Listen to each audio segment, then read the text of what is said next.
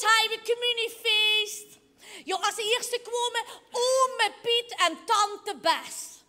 En tante Bes zei, die is stom, die drinkt kei vol. Papa noemde er altijd jenever, Bes. Sting ze in ze achter me. Rooie zwem ik ben. Ik zeg, ja, tante Bes.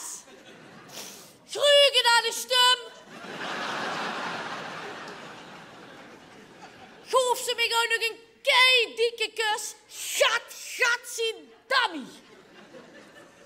Die had ooit eens verteld dat ze in haar vorige leven een vis was.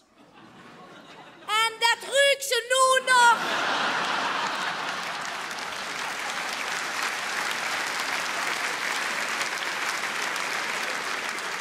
En weet je, die heeft me het foute cadeautje gekocht.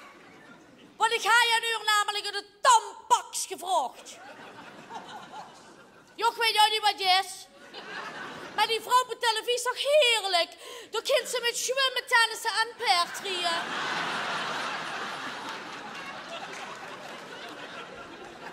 En weet je wat ik kreeg? Een belachelijk stom kinderachtig cd'tje van K3. Ging alweer de bel. Tante diabetes. Ja, dat is mijn sokkertante. En die had je een keidikke boek. Ja, zag ze, daar zit een kindje in. Zeg, vind je toen het kindje lief? Jazeker. Zeg, waarom heb ze dan in godsnaam opgegeten? Hoe ze me voorlichting gaan geven? Ik zeg, Sjoerd, ik weet al alles. Ik weet zelfs al dat kindjes geboren werden uit de navel. Jo, dat zag mama. Maar dat heet ze gelogen. Weet je wat ze gisteren zag? De kinderen komen met de naas uit.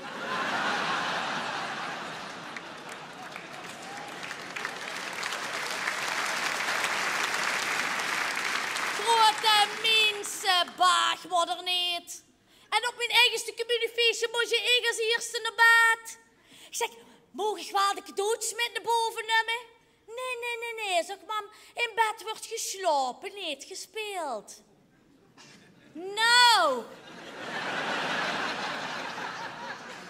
Wie die zelf naar bed kwamen, hè, die hebben gespeeld. Met mijn cadeautjes. Geur je papa toch? Oh ja, Lili. Ik voel me plots weer zo. Oh ja, Lili.